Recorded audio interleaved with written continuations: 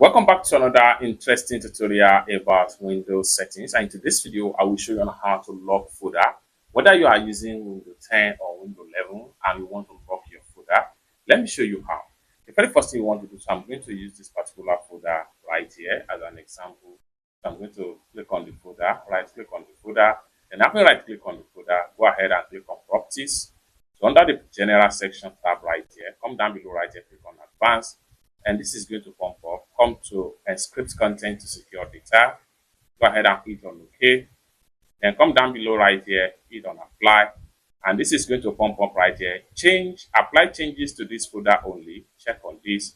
Go ahead and click on OK, and then come down below right here, click on OK, and you have padlock icon on the folder right here.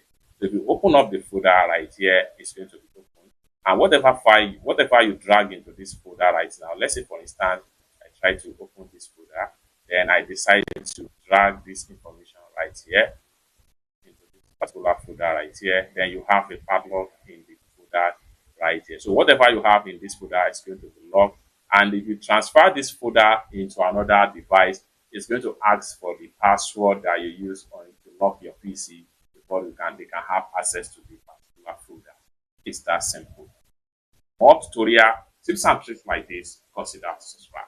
Thank you so much for watching, and I hope to see you in my next video. Bye for now.